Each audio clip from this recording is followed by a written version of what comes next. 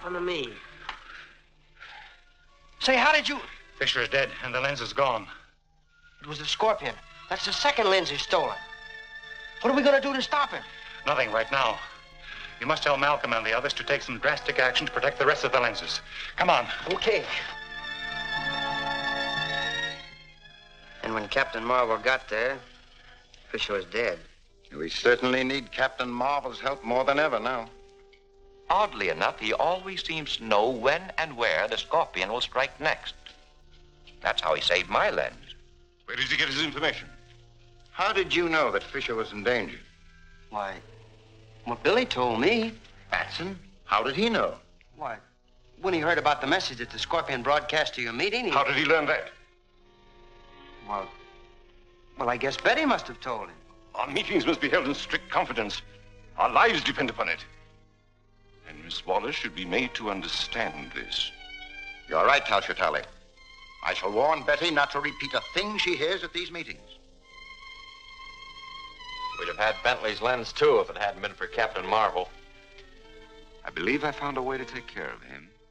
At the meeting today, I learned that Betty Wallace has been talking too much. It was her information that brought Captain Marvel to Fisher's. We can use her to lure him into a trap. What kind of a trap would ever hold him? I have in mind a destructive force that no living being could withstand. Phone Miss Wallace and tell her that... Certainly. I'll bring them right down. The broadcasting studio wants Billy's notes for his next program. I thought Billy was going to pick them up himself. He must have changed his plans. You want me to go with you? No, Mr. Malcolm wants you to stay here.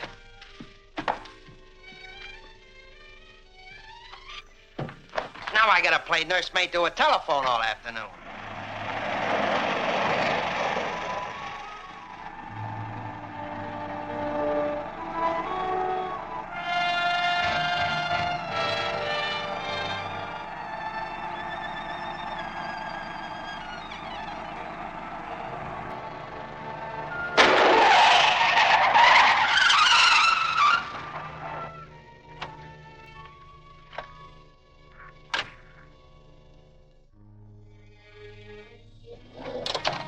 Take it easy. You've got a date with the Scorpion, lady.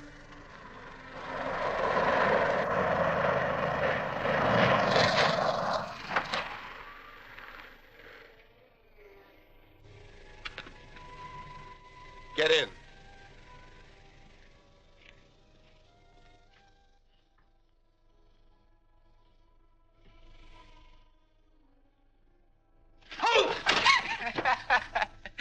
Hi, Whitey. Where's Betty? Well, the studio phoned and asked her to bring your notes. Didn't you know about it? No, I just came over to get them myself. Well, say, you don't suppose that was a phony message, do you? I don't know, but I'm going to follow her. You stay here. I'll call you later.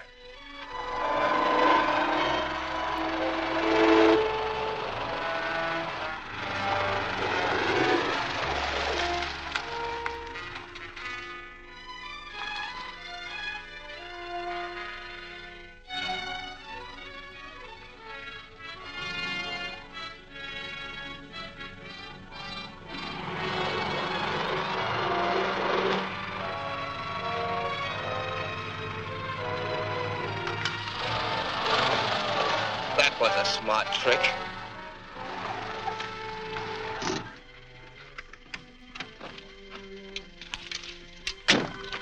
Come on, we'll have to find those keys.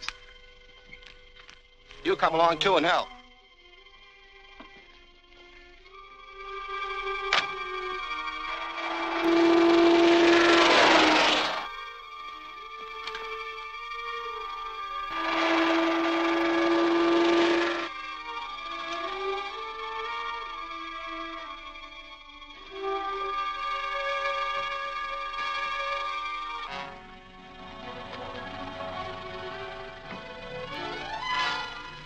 Catch her.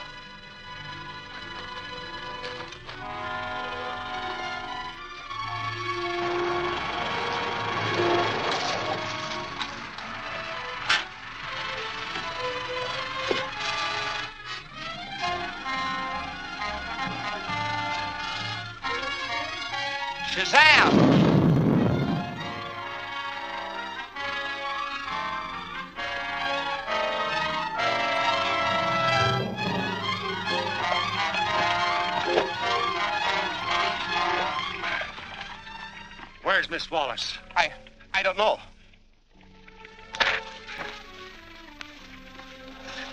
I said, where's Miss Wallace? She ran into the woods that way.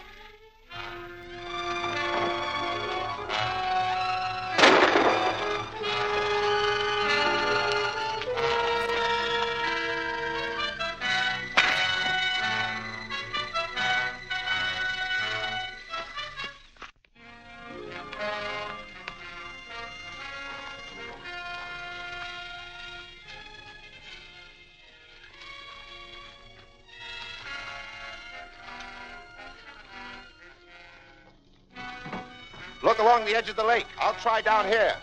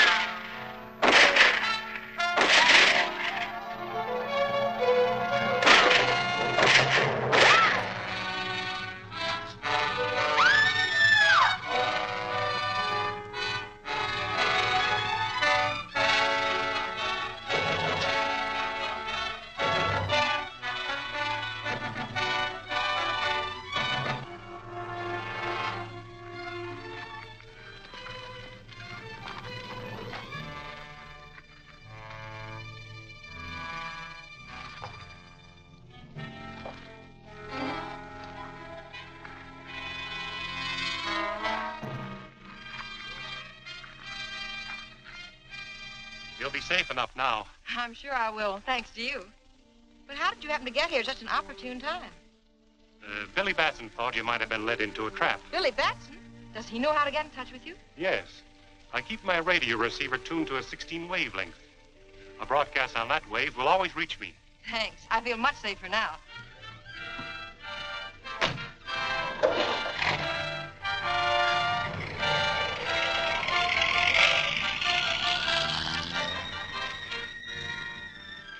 Shazam!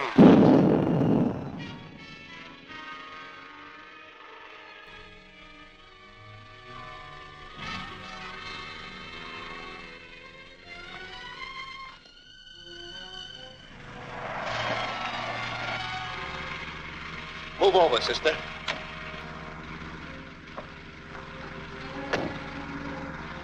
I'll do the driving now.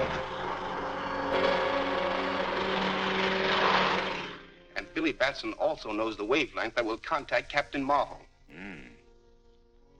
Very interesting. Now, you'll have to get Batson and take him along with the girl to the shack on the bombing range. Right. Do we come back here and call Captain Marvel? No, he might be suspicious unless the girl calls. Install a broadcasting set in the shack. She can operate it. But suppose she doesn't call him. I think she will. Bring her in.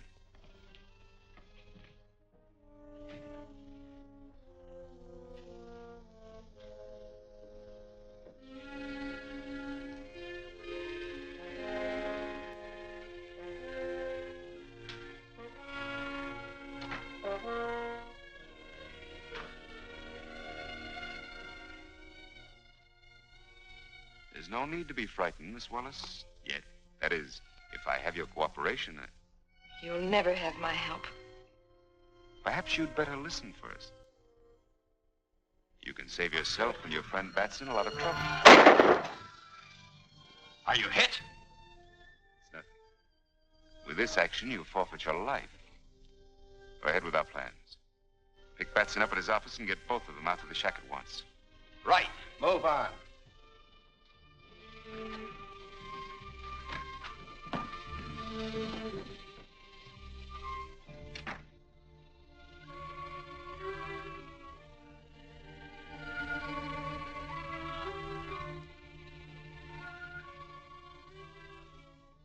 Here he comes.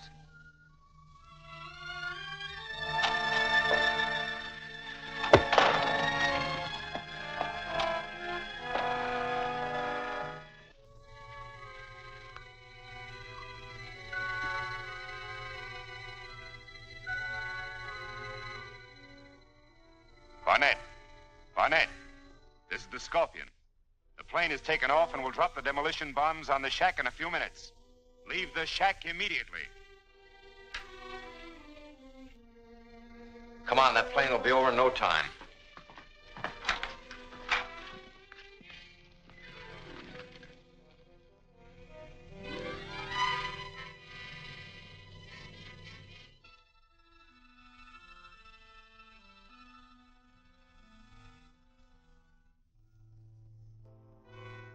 Billy, I'm going to call Captain Marvel. He can get us out of here.